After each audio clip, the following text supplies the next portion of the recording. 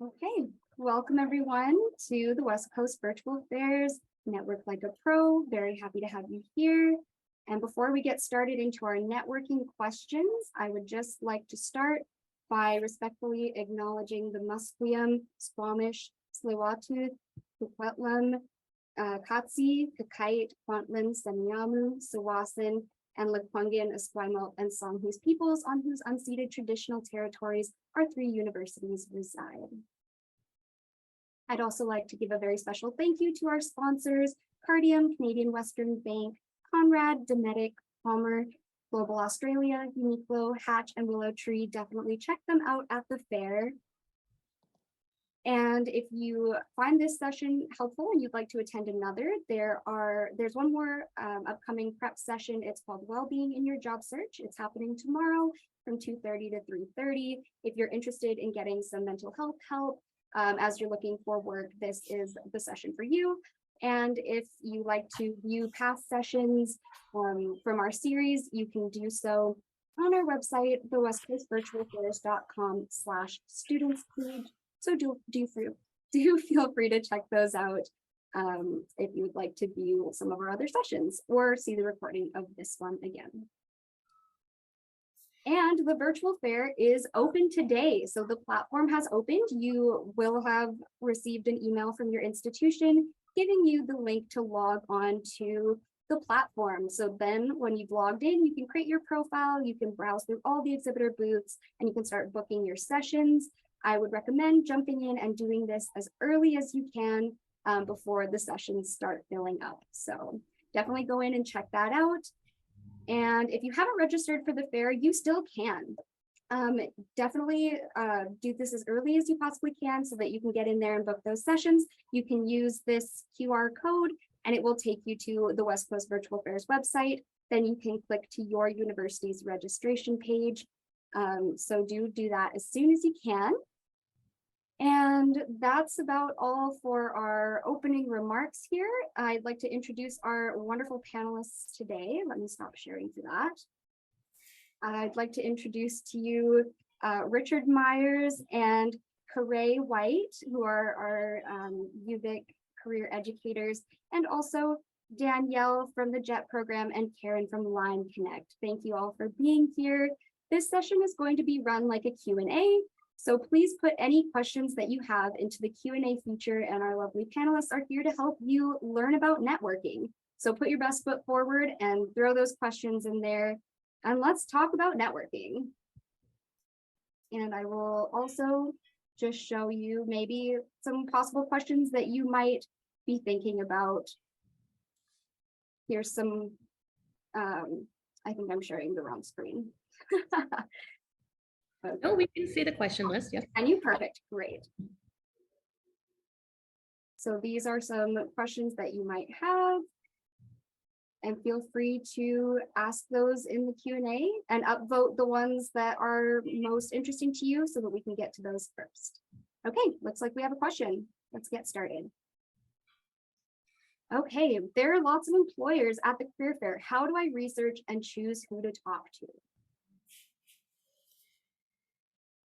So in other words, how do I select the most appropriate employer to speak to? Yeah. Very complicated question. It obviously depends a little bit on what your kind of objectives are for attending the fair. So I think the first thing to remember is that you might be attending the fair just like the organizations, which is that they might have different reasons for being there. I know this is kind of a roundabout way to answer your question, but organizations aren't necessarily just there to hire. They might be there to do some recruitment, but they also might be there to do some promotion and marketing of their organizations. They might also be there just to kind of assess and talk to candidates in general and get a sense of where, you know, people are at and what they're thinking about when it comes to employment and their particular organization. Why should you participate? I think it's important to realize that it's good just to get first-hand information around specific occupations and specific employers. I think the virtual format is very effective because it makes it easier to choose who you want to meet in advance. Now, going back to your question, how do you choose and how do you select? There's no real easy answer other than, there's a list of exhibitors, there's a list of links to their websites, and I guess it's your decision. Why am I thinking of attending? Am I interested in a particular kind of industry? Or am I just looking to get some general sense from sort of employers that look interesting? I know that's not really specifically answering your question, but I'll leave it there for now because I know that some of the other panelists might have other comments. But it's not an easy thing to do, but it's a little bit about what lane are you choosing? Why are you thinking of attending? I have a quick, easy suggestion. I actually learned from a client of mine. Go through all of the company websites, and if you can, rank order who you think is the most interesting for you. And then the best at the top and the, well, whatever kind of people at the bottom. Start with the bottom. And then you get used to the platform and the rooms and what to say. You maybe get rid of some of your nervous jitters in the first one, maybe two, and then go on to the companies that you really want to talk to. And it just, just breaks you in a little bit more slowly, a little more easily. That's great. That's great advice. Karen, do you want to jump in on that too? Well, and I was just going to add that, yes, as Richard was initially suggesting, it depends on why you're looking to attend. But if you are focused on pursuing a certain career stream, you may want to go through that list and identify the industries that you're particularly interested in. And then from there, I think I like that top to bottom approach, and starting with the bottom to sort of get yourself warmed up for the real key networking that you'd like to do. But I think that's one way. And yeah, and then if you've already done some research, and hopefully you have, and found found some opportunities that you are particularly interested in, well, you want to make sure that those companies are ones that you do have an opportunity to have a conversation with. So those are a couple of my suggestions. Awesome. Thank you so much. Okay, I'm going to move on to the next question here. How do I ask for a job without appearing desperate? I think it's something that you have to ease into. You can't obviously just straight up show up and immediately start asking for a job. I think like a lot of it is like with any conversation that you have with somebody, when you're meeting somebody new for the first time, it's a get to know you type situation. And I don't like to use the word desperate, obviously. That's a bit strong, but it's always to get to know the employer and get to know the opportunity available. And if it doesn't match what you're looking for, even if you are strongly looking for a job, in just taking up any job, it's not going to make yourself a strong applicant. So find something that really speaks to you and to your experience and focus on those opportunities. Do your research. Make sure that you have questions. So, I always say, make sure that you look through the company website and make sure you find some questions that potentially the answers are not available on the company website. Find some questions that are really only something that a face-to-face interaction could have and give you the answer to. If you're asking basic questions about the company or basic questions about the opportunity, and then the panelist or the representative will just say, "Oh, didn't you take a look at the readings or the information available?" So find something that you can have a conversation about, and and at no point should you be like, "Hey, can you give me the job?" Like, you have to kind of build that relationship first. So I guess just echoing what some of the other panelists were saying earlier was just make sure that you're doing your research and then you know what you're looking to ask the available representative. I'd add, sorry, Corey, I'd add that it does help to have a strong introduction. So a good introduction might be, "Hi, my name's Richard Myers. I'm just finishing my degree in economics. I'm really interested in pursuing a career in finance, particularly personal financial advising. Could you tell me a little bit about how I might find that kind of work within your organization?" I think there's a line between kind of confidence and sort of good attitude, so to speak, and desperate. For me, someone that's desperate is someone that's looking for any kind of work. Just looking for, I just need a job, any kind, I don't really care, you know. Employers find that a little off-putting because it's like, well, actually, I'm looking for someone that's interested in finance, someone that's interested in becoming a financial advisor. That's what I'm looking for. I'm not looking for someone that's interested in any kind of work, if that answers your question. Richard, that is a great point, that I'll do anything. Can you imagine if you were dating and you're like, yeah, I'll date anybody. You got 2 legs, good enough. Like, get over here, right? Like, ugh. Not going to happen. And that's how the employers feel. My other little tip is ask for career advice. We all like to be asked for advice and we all like to give it. So if you, instead of like Danielle was saying, don't just go, can I have a job? Don't be that direct. One of the ways to work up to it is, I'd really appreciate the advice you have on my resume, or how did you start your career? I try to help the person I'm talking to empathize with where I'm at. So yes, I'm a little desperate, but hey, do you remember when you were getting your first job out of university, when you were done your degree? How did you do that? And it'll help them empathize with the situation that you're in. Excellent. Yeah, and I think starting with the introduction is great, because that's, I mean, it's like when you're first meeting anybody, you know, hi, I'm so and so. I'm Karen. I have an arts and science degree. I'm interested in the human resources field, and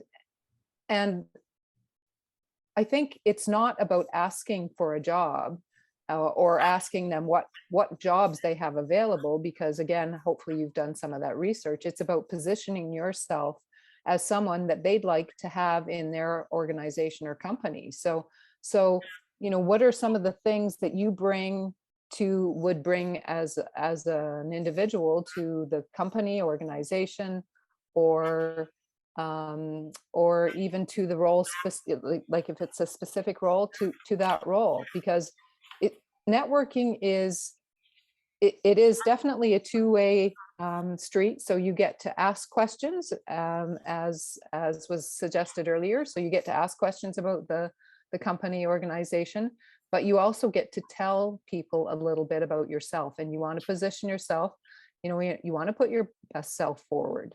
And so, yeah, you, as others have said, you definitely don't want to ask for the job. You want to take a different approach, like, here I am, and this is what I could bring to your organization.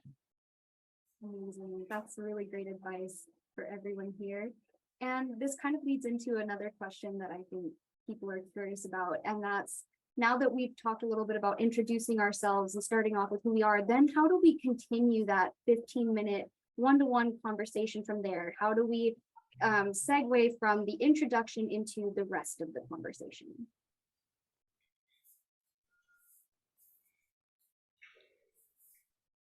Well, I think that's where you want to have done your research and come with your questions, because if you are going into that space and you've got 15 minutes, so maybe your introduction is going to take 3 of those minutes, you want to be able to have a conversation with somebody. And so you want to ask questions that demonstrate that you know a little bit about the organization and or a specific role, or at least type of work, but also that that you can share that you've got some knowledge, and again, what are you going to bring? So you want to be able to convey that, and you're fortunate to have 15 minutes to do it, because in a lot of career fairs you have about 3 minutes to get all of that in. So it's a great opportunity, but you need to be prepared.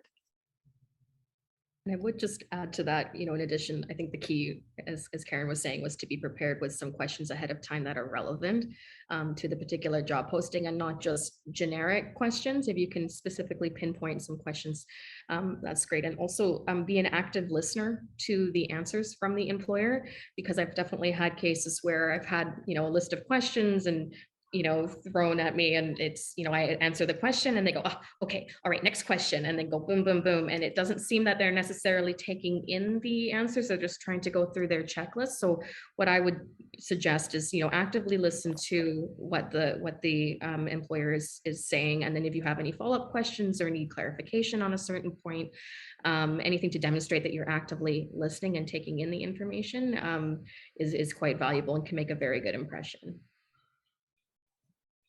That's great. And I think this kind of leads into another thing that students really, really want to know when there's so many people that you're going to see at a career fair, and they want to know, how can I stand out against all of these other folks that are in this similar position to me, and I really want to work at your company? How do I stand out and look different to you? Again, that's a very tricky question to answer. I mean, obviously, as we've talked about, it helps to be prepared.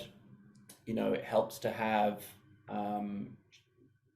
interesting questions. So, an interesting question might be, just out of curiosity, if you were attending this particular virtual fair, what kind of questions would you have for some of the participants to turn it around? I mean, it's unusual and it's different. What are some of the pros and cons of working at your organization? What would you do if you were in my shoes and you're looking to get an entry-level role? So having questions that are a little bit more off the beaten track can help you stand out, I think.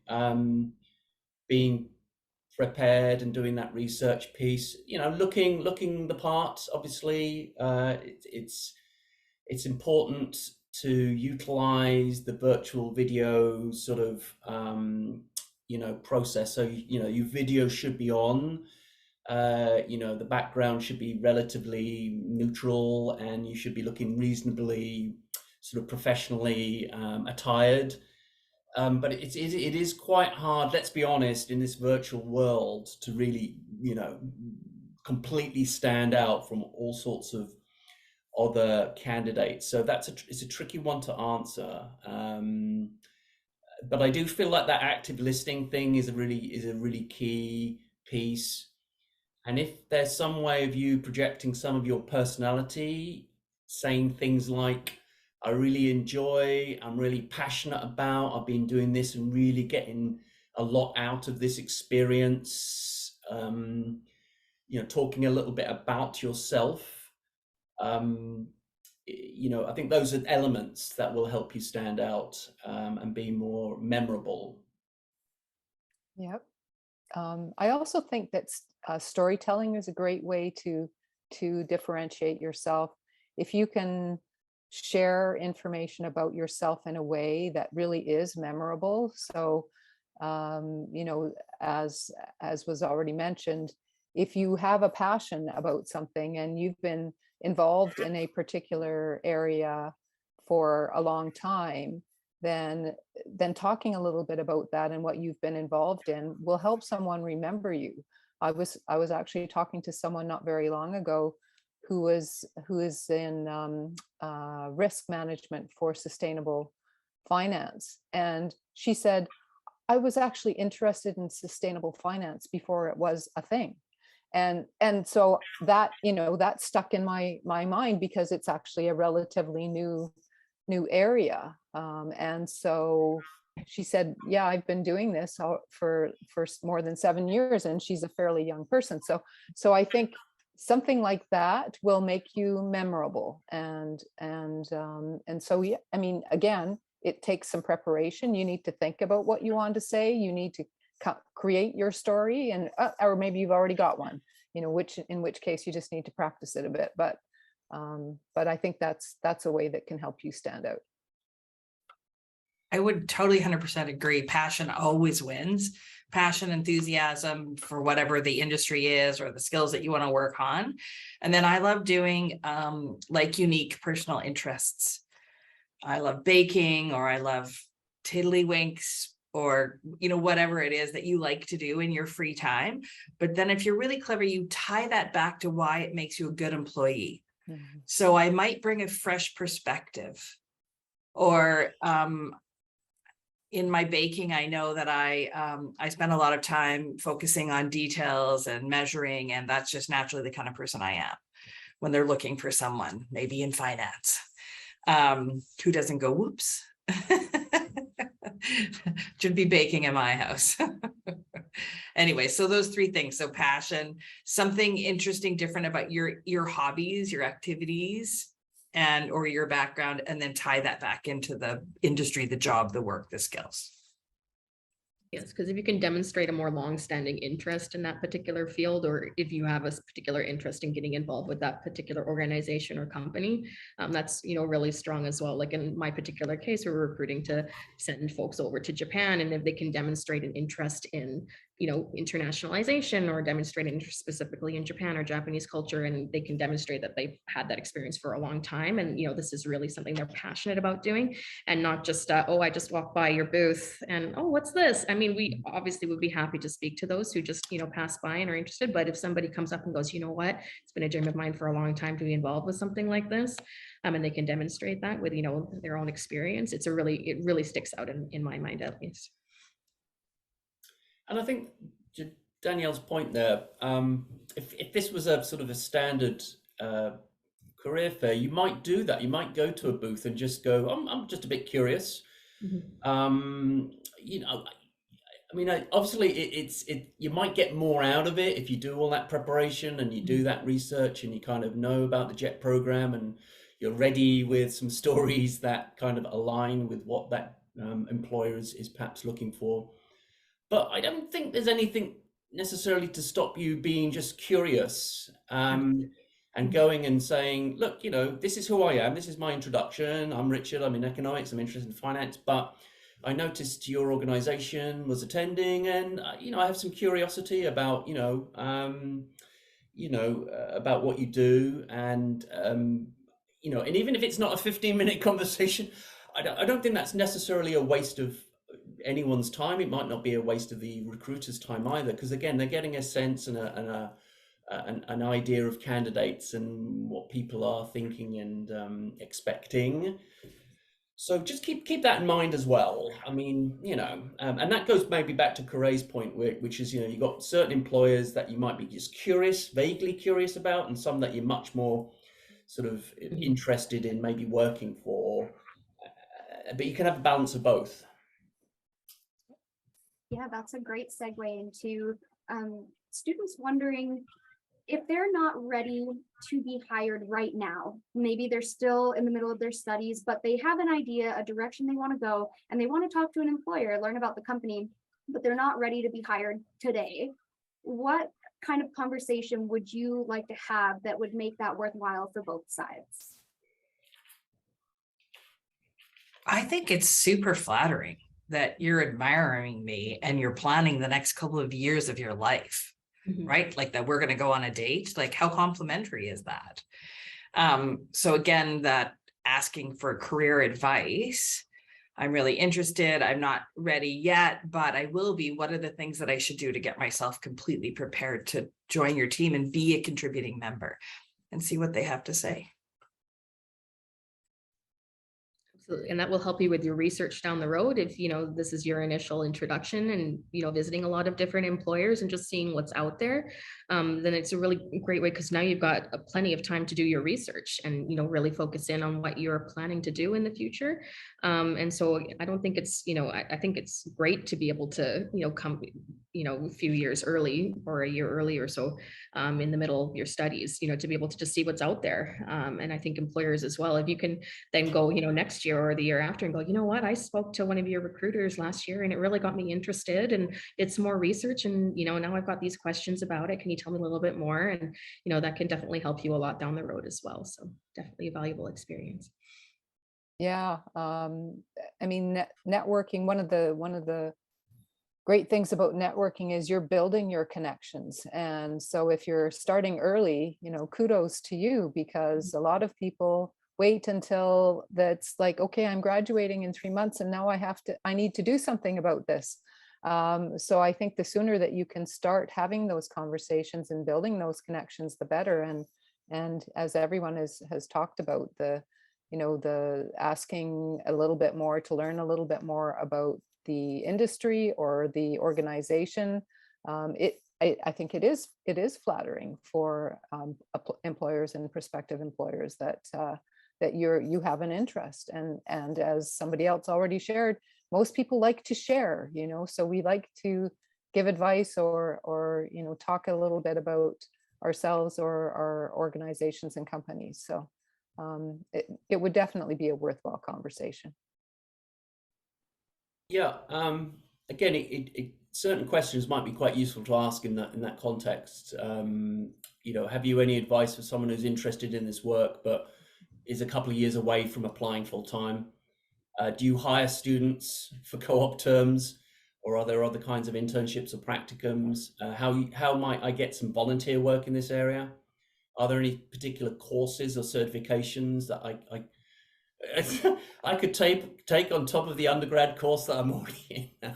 Obviously, that's perhaps something that you might want to consider when you are in a professional post to get more certifications. But if I can share my screen a second, Emma, I'll just take you to the career services page for UVIC, and if you go, can everyone see this? Mhm. Hopefully all participants can. If you click on UVIC Career Services, go find for work, work search tips, and then networking. And then under networking, there's all sorts of sub headings, informational interviews, which is kind of what we're discussing to a degree here today. And then there's another link to how to conduct an informational interview. And then there's information here on how you might put together your introductions. There's information here on how to prepare in advance some of the questions you might want to consider. So I just wanted to, I don't know if we can put this link into the chat, Emma, but this is just a thought for people to maybe do some follow-up research. Great idea. Looks like a great resource. Absolutely. Yeah, so can I put in that chat? Can I put that in the chat, Emma? I don't have this. Yeah, okay, all right, I'll pop that in. Okay, I'm going to take us in another direction here. Are employers expecting a lot of experience from students? Because a lot of students worry that they've been working on their studies, they haven't gotten out into the world to do a lot of that work just yet. And how do they approach conversations about their experience if they feel like maybe they don't have a whole lot on their resume just yet? In my role, I work a lot with students and grads who have disabilities, and so I think that that's a very common question, because a lot of them are so focused on their education that getting especially work experience can be very, very challenging, having the time or even the capacity to be able to do that. But there are lots of other ways that you can demonstrate your skills. So you can talk about projects that you've had, that you've worked on while you're at school. Maybe you've had some community involvement, which also is experience, and it certainly generates skills and can demonstrate skills. So I think there are a variety of ways that you can cover that off. It doesn't always have to be work experience. Definitely agree, especially with working in the community as well, because if you're doing volunteer work, it's still work. And, I definitely would include that on a resume, especially if you don't have, obviously if you do have any paid work experience, but sometimes you've got a paid work experience, in comparison to some volunteer work, maybe the volunteer work is actually more relevant to that particular position that you're looking at. So if you have, a part-time job as a barista, it may not be as relevant as say, oh, I did part-time, work and I helped out, with, one of the local charities here, and maybe that's more relevant to the particular position. So definitely don't discount any other extracurriculars. They can also be really relevant and valuable to add to your resume. That's great. And I wonder if we can also talk a little bit about compensation. What's a good way for students to talk about compensation if it's not posted on the job board, or if it's not stated somewhere on the website what they might be making? How can they approach that conversation in a good way? I'm not a recruiter. I mean, I this is not an area I feel I'm particularly expert on. I mean, I'd probably ask a question along the lines of, is there a salary range for these kinds of positions, rather than what do you pay? You know, just being a bit more open or a little bit more sort of, you know, roughly speaking, what would I be? You know, what would be the ballpark? But Right. I'm not a recruiter, so Yeah.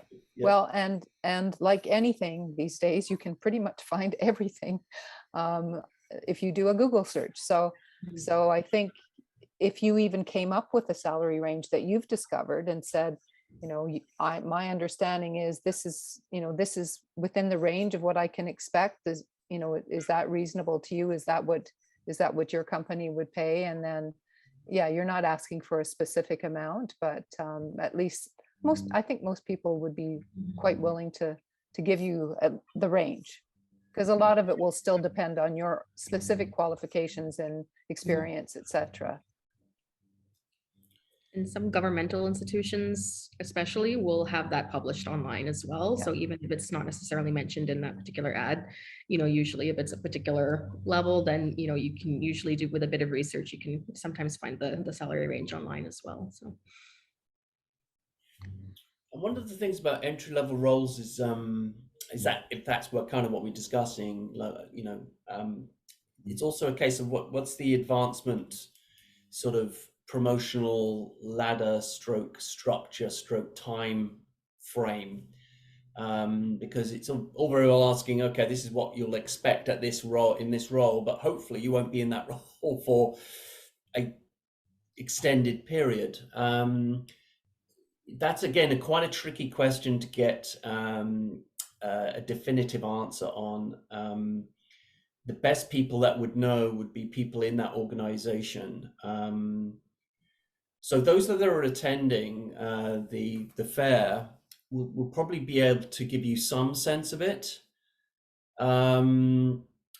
but it might be worth doing a bit of extra digging. So for instance, I would recommend something like LinkedIn, and making a few connections on LinkedIn with people in the field or industry that you're interested in learning more about, and getting a bit another perspective, other people's thoughts on how the promotional advancement and salary thing has played out for them.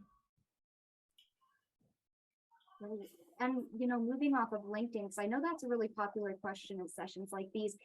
Let's talk a little bit about what happens after your conversation. So you had a really great one-on-one, or maybe you hadn't quite finished getting through everything you wanted to talk about in that one-to-one session. What do you do after? How do you follow up after you've had that conversation? LinkedIn is the perfect tool. Absolutely. Like Emmy, you kind of answered the question already. Just reach out to that person on LinkedIn, send a note. Don't just, this is my pet peeve, but don't just send a note that is like, or just send a link, like so that you can be connected. Always send a note. Always, always, always. It's back to like that dating thing. It's like, oh, you'll do, let's date. That's not what any of us are interested in, right? So if you could say, I really appreciated meeting you today or listening to what you had to say at the West Coast Virtual Fair. I wonder if I could ask you another question. And then that's your note. They're right. They're short, quick, and to the point. And then that person, you can sometimes just do notes back and forth, but you can also connect, and which I recommend you try to do so that you're building that network. absolutely. Yeah. And the great thing is about the information, all the exhibitors have provided their LinkedIn profile, the link to their LinkedIn profile. So you've got, oh, actually, maybe not. Is that information shared with the attendees? Yes, it is. I Yeah. believe it's an optional field though, so only if Oh, okay. recruiters or recruiters put it in their booth. But if they do, yes, it is visible to students. Okay. Well, and if not, it would be, I think, you know, it's certainly appropriate to ask, you know, can I reach out to you on LinkedIn? And I can't imagine anybody saying no.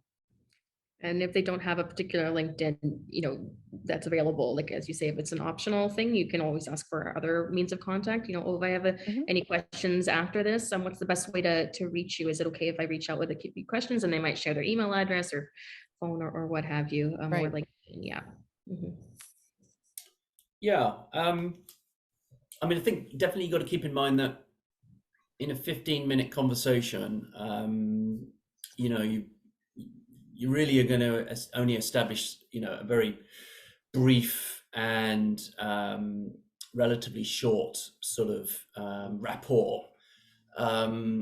So it kind of comes back down to how motivated you are to do more work on this. A 50-minute conversation is a start, but it's only a start. Connecting and asking in those meetings, in those 50-minute meetings, is it okay if I maybe send you a LinkedIn request to just follow up on a couple of other things? That might be worth asking in the 15-minute chat if you have time to do so. You might even ask for, is it possible to email you a resume or email you? It depends sometimes on the, you know, employers, just how comfortable they are sort of providing and connecting as a result. Because if they connect with everyone, that's a lot of people. So it might even be a question, what would be a good way for me to follow up and continue to learn more about your organization? You know, put the question back to them, and they might say, well, connect with me on LinkedIn, or email me your resume, or this is the link to the BC HRMA Association, and that's a really good place for learning more about HR in British Columbia. So I think there's other ways and methods. So keep that in mind, and it might be worth just asking them what they would recommend you do next. Excellent. And here's another one, and I think I'm going to actually answer a little bit of this and then I'll pass it over. But the question is, what is the goal of the one-on-one conversations with company representatives? Is it for networking? Is it possibly a precursor for an interview? Is it to apply for a position? What is the point of these? So my recommendation to you, if you are going to book with an exhibitor, is to look at their booth description. Do read the whole description, because they will put in there if they're actively hiring, how many positions they're actively hiring for, and a little bit about maybe what those roles even are. There might be a link out to their job board. Do read those carefully for organizations you're interested in, because that will give you an idea of what they're hoping to do. And then you can kind of decide if you want to ask about interviews or ask about that certain position that you saw listed in their booth. But maybe they're just there for networking, and that's great too. You can always, you know, say, oh, I'm really interested in the future in working for you, and then start that kind of conversation there. And I want to turn this over as well to you all to ask if there's a way that students can ask you, what is it you're hoping to get out of this, so that they can align with what you're looking for. Let's say if there wasn't a clear indication in that booth description, whether they were hiring or not, like how's a good way to ask what their hiring practice is right now? Sorry, that was a very loaded question. I mean, you could just ask. I mean, Yeah. Do you have any positions available? If so, what are they? yeah. I mean, if it isn't clear, as you mentioned in their bio, yeah, I think it's reasonable to kind of sort of ask for a little bit more clarification. And it's a hiring fair, so it's perfectly acceptable to have an expectation that there might be some hiring going on, even though there might not be. But it's you know, just saying, yeah, and maybe expanding a little bit on that. You know, what kind of positions are you sort of looking to fill? I'm assuming some of those might be entry level, but yeah, I mean, just asking straight out, I think is okay. Yeah, and again, if you're looking for specific types of jobs, then you may have done some research ahead of time on their career site. So you could say, I noticed, you know, a number of positions in, we'll use finance because that's the theme, finance in your finance area. And are you here specifically to talk about any or all of those? You know, can I talk to you about those? And that way that they will also know that you've done some research, you really are interested, and then, you know, proceed to have that conversation. I would just add to Karen's bit, one of the specific searches that you could do would be to go on LinkedIn, look at that company, and then you can do like that company name in people is what you put in the search bar, and then, or click on the button there for that one. And then see what their job titles are. Like not every company is that deep into LinkedIn, but and then you could say, are you hiring for these kinds of positions that I found on LinkedIn? Or are you looking at creating something new? Or which of these positions is entry level? Or you could just sort of throw in that you've done the extra work. Excellent. Okay. Yeah, And keep in mind, sorry, Emma, keep in mind that different organizations might send different sort of departmental people to the fair. So sometimes it might be somebody from HR that you'll be talking to that has a more of a big picture sense of the hiring and the organizational sort of attendance sort of needs. And sometimes it's like, you know, somebody from the finance department who is very specifically there maybe to talk about the finance sort of needs of that company. So it's again quite a useful thing in the introduction when you're talking a little bit about yourself, is just to kind of ask them a little bit about themselves. What are you guys here to potentially achieve? Are you looking to recruit? It's good to have a question like that, just in case there's like, is this an HR person I'm talking to, or is this someone more specific to a certain department? Because sometimes it's not clear, you know, and so it helps to just to clarify. some great advice. I know we're coming up closer on time here, so I want to get to a couple more of these. This is an interesting one. How do you tell an interviewer or someone you're speaking to at the fair that you don't have academic or professional references if they're asked for? Don't have any references.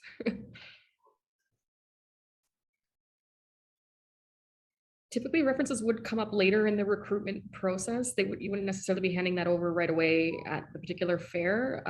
So, you know, if you can get those references later, you know, and that's something that maybe you would have to work on a little bit. I'm not sure the particular reason why you wouldn't have any this time, but you know, that's something that maybe you need to cultivate. So if you don't have any work references, you know, certainly because you are a student, you know, you can speak to some of your, you know, teachers and see if you can cultivate a bit of a relationship with them, and then create those references, you know, especially a little bit further down the recruitment process. So, you know, again, I know it can be a little bit stressful trying to figure out who's the best person to ask for that. But so maybe Richard or Carrie, maybe you have some answers for that specifically. Sure. No, I think that was fantastic advice, Danielle. You totally fielded it 100%. It's way later on that they're going to ask for references. It's usually the last thing they do, and you're pretty sure they're going to hire you by the time they ask for them. Generally speaking, there are some companies that want them up front. I would lickety split get involved with some sort of club, or like Danielle said, a professor, or go volunteer. However that's going to look, some group with the specific purpose of you contributing to that relationship so that you can get a reference from it. Yeah, I agree. I mean, references can come from all quite a variety of sources. So certain, yes, community engagement, school, work. I mean, sometimes you can, like a long-standing friend of the family who is a professional, you know, a business owner. There are lots of different places to get a reference, but ultimately people will be looking for one. So I think that, yeah, to the point that's been made, it's something you would want to cultivate if you don't already have one. I think I'm just going to sneak in one little bit. References are less important than we think they are. because nobody has a bad reference. Right? And we only ever pick good references. And so most employers don't spend a lot of time on that. They've usually decided to hire you by the time they're checking references. So don't panic about them. Yeah, I've been called as a reference after the person has been hired. Oh yeah, we just hired this person last month. Can you just confirm? I'm like, oh, okay. It was a little bit of an odd way to do it, but yeah, it's sometimes quite late in the process. Yeah. Okay, and I wonder, from all of your combined experience, besides career fairs and LinkedIn specifically, are there other good places to do networking or to practice networking? In everyday life with, you meet a person, you don't necessarily have to be that mercenary about it, but, I networked quite a bit with various volunteer work that I did, not necessarily looking for a job at the time, but then when a job position did open up with the particular organization I was working with as a volunteer, quite a lot of the work that I'm currently doing, I was helping out with on the other side as a volunteer. And when I went in for the interview panel, there were 6 people in the interview panel. I knew 5 of them already through my volunteer work, and so just, find something that you're passionate about and something that you're interested in. Get involved in whatever way you can, even if it's just, I volunteered at, a local festival because I thought it was going to be a lot of fun. And I got to meet a few people there, just helping out there. And, you never know where those connections, may bring. I got a previous position because, I'd worked together with another person, and we became quite good friends. And then somebody had approached her as a headhunter looking for a position. She had just gotten a job. And so she goes, oh, well, you know what, I'm not available right now, but my good friend Danielle, who, worked the same position as I did. So she has the same experience as me, she might be interested. So she was able to connect me. So, these connections can just pop up sometimes, so if you make a good impression, with the folks around you, and, keep it in mind, you might be able to help somebody out as well in return. But yeah, just in daily, I know it's not really helpful. Just be a good person and make those connections in day-to-day life is what I would recommend. But I think it's true. And I think somebody once said to me, you never know what's going to come from a good conversation. So if you have conversations, and particularly if it's about things that you really care about, that you are passionate about, if you're actually contributing something, whether it's voluntarily on a project, at work, whatever it is, it will have an impact. You'll leave an impression, and so that's how you build your network. And just to put a little plug in for Lime Connect, we also, if you're someone who has a disability, we host networking events ourselves. So that's another way that you can connect. Not you still connect with employers, but not attending one of their specific career events. So a number of ways. My favorite's the dog park. Yes. Because you're like chatting about the dogs, and then everybody's just relaxed and not feeling on edge. And so there's a little bit of kind of a distraction that then it's like, well, so what do you do? And oh, well, I'm interested about, trying to pursue a career this way. And sometimes too, on things like the bus, like anything that you do kind of regularly. So I sit on the bus every day. I try and sit with the same-ish people, and then after 4 or 5 times you kind of go good morning, and then the next week it's like, hey, how you doing, and hey, what are you reading right now, or what are you taking, or so you're building that conversation, so that you build that network, and it really, just like Danielle said, then all of that stuff just starts kind of blooming because you planted these seeds. Yeah, maybe for students, it might be worth having a chat to, maybe some of the TAs in the class. Why did you choose the program you're in? What did you do in between your undergrad and your graduate program? Or maybe they're senior students. Again, some of you might be in first, second year, and maybe having a chat to someone that's just getting up to graduation might be a useful way of just practicing and getting a sense of really what you're asking for is, give us a little bit of advice. What would you do? Like I say, if you were in my shoes, what do you like about what you've decided and so forth? Maybe checking in with the undergrad advisor. Most programs have a faculty member who has office hours, and usually they're open again to a chat, a conversation, which is really what networking is. It should be relatively stress-free, although to be honest, I wouldn't say I'm the best networker in the world. It's something that you do have to kind of push yourself a little bit outside of your comfort zone to do. I understand that, and it's not always, the first thing that you wake up in the morning thinking, oh, I must get my networking conversation in today. But I think, as people have mentioned, you never know when you're going to have that really interesting conversation and make that really useful connection, and get that aha moment that can really make a big difference. So hopefully that will happen maybe in this upcoming virtual career fair. Excellent. Great answers, everyone. Thank you so much. Okay, I'm going to ask one more, and then I think we're going to close it there, and I'm going to launch a brief poll to get some feedback from everyone who's attended. But before we do that, here's just a really interesting question that I'm really curious about the answer to this one.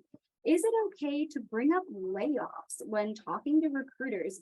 If this is a genuine concern for students, is that a bad thing to bring up? Sorry, not sure exactly what you mean. Like, you want to say to the recruiter, is there a layoff in this? Like, do you think I'll get laid off in future? Is that what they're asking? I get the sense that this might be due to the general, what's the right word here? The general conceptions around work right now, and with everything that happened during the pandemic, and then where this work situation is with companies recruiting, or are people losing jobs. I think if that's a genuine concern for a student and they think, oh, am I going to maybe lose this, or how I've seen that people have been laid off from this company in the past, what's a good way to bring that up, or should I at all? I think the word layoff can be a little bit loaded. I mean, one way you could maybe edge around the topic would be, I know it's been quite a challenging situation due to, the COVID-19 pandemic. Can you tell me a little bit about how your industry has changed and evolved because of it? And there may be kind of a way to, I don't know, ease into, not necessarily speak specifically about layoffs, but maybe just kind of see about gauging what the stability of the industry is like post-pandemic. But yeah, I don't know about specifically about asking about that topic in particular. Yeah, that's what I was going to say too. I don't know that I would position the question, or I don't think I would ask specifically about layoffs, but yes, about the health of the industry, or the the organization company itself. I think that's a different way, and a more positive way to find out the information that you're probably looking for anyway. And at the end of the day, a person has a perspective on the health of the industry or their organization, but unless unless layoffs are imminent, most people don't know when if or when they're going to happen. So I think I would probably try and get at that information in a different way. Yeah, I like what Karen was just saying, that I think most people don't know that there's company layoffs coming. What you might also be thinking about, like, I know for my husband's work, there are seasonal lows. And so he might get laid off, or he might get way less hours during certain times of the year. And then it'll go back up again. And so you may be interested in something like that. And so I might say, are there seasonal lows, or are there, high peak performing times and less time? Like, something like that might be a less direct way to ask the question, so that it doesn't come across as offensive. Yeah, nobody really knows what's coming down the pipe. I mean, you can always say, where do you see your organization in 5 years' time? Which is typically a question get asked of the participant, where do you see yourself in 5 years' time? But it's going to be really hard for anyone to say with any certainty what's going to happen in 12 months, 6 months' time. It's a challenge, particularly in smaller organizations. Obviously, I think larger ones maybe have a little bit more job security, but these days it's really even hard to say in those circumstances. Yeah, like 3 years ago, most of us here did not know that we were going to experience a pandemic. So we just don't necessarily know what life has in store, but yeah, I think you can, there have been some suggestions that people can at least get some sense of how that industry or company organization is performing today and maybe for the next 12 months. So thank you for those answers. I'm going to launch. Oh, sorry, Carrie, go ahead. Okay. Bye. It was nice. Great questions, you guys. Go for it at the virtual career fair. Be brave and curious. Take care. Excellent.